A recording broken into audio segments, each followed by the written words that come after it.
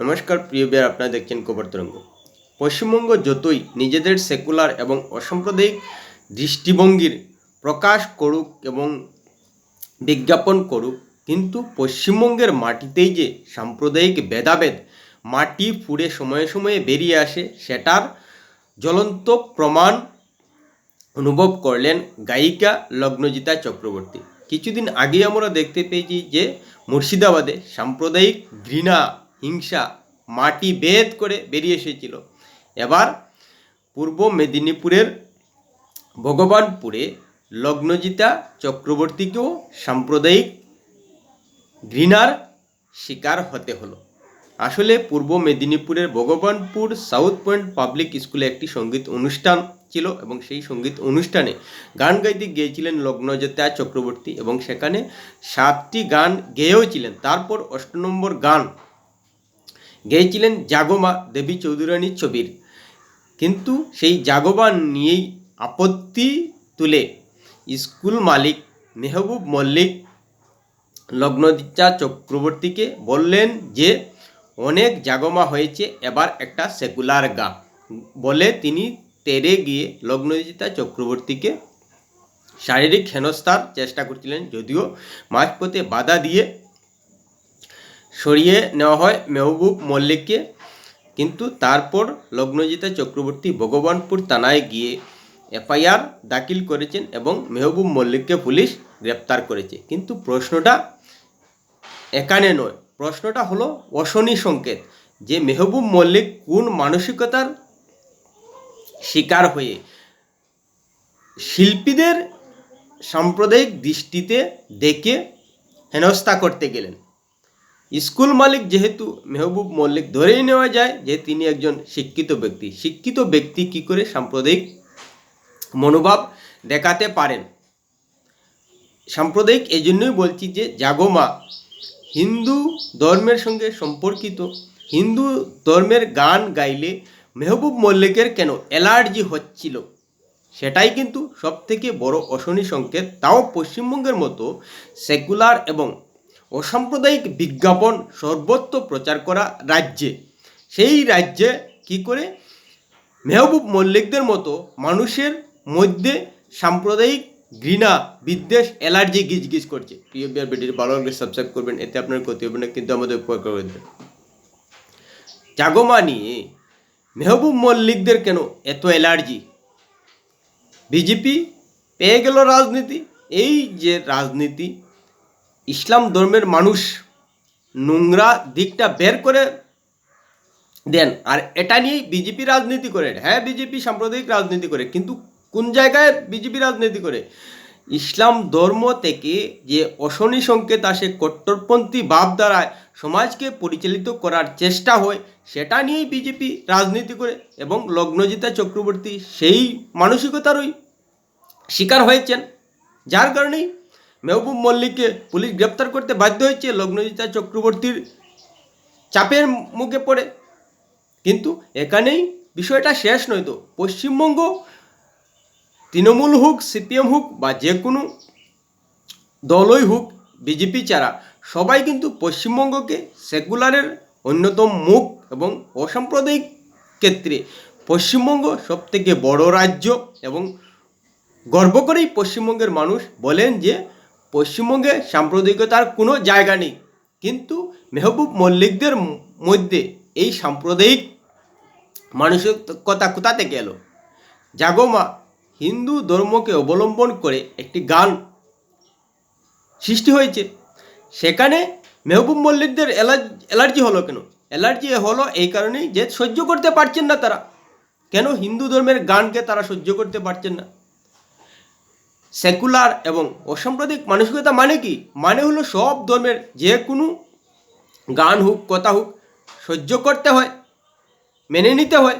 তাহলে মেহবুব মল্লিকদের মেনে নিতে অসুবিধা হচ্ছে কোথায়?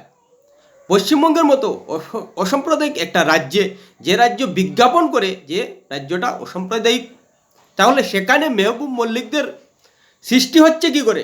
সেটাই তো কিন্তু অশনি সংকেত। আসলেই ইসলাম ধর্মে গান বাজনা হারাম, এটা মোটামুটি সবাই জানি। সেই মানসিকতার শিকার কি মেহবুব মল্লিকরা, যার কারণে সময়ে সময়ে তাদের এ ধরনের ঘৃণা বিদ্বেষ বেরিয়ে আসছে? না হলে গান আবার সেকুলার এবং ধর্মীয় হয় কি করে?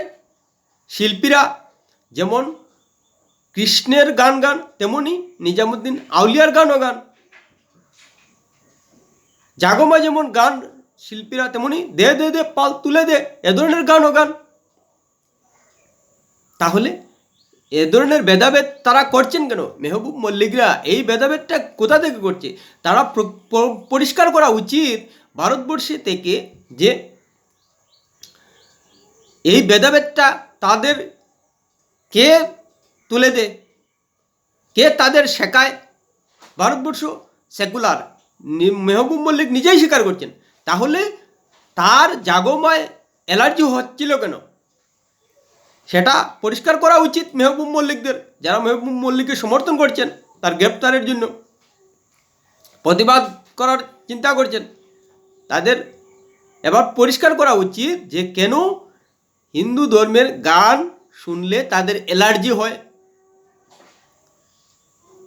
গানে কি কোথাও ঘৃণা হিংসার কথা রয়েছে?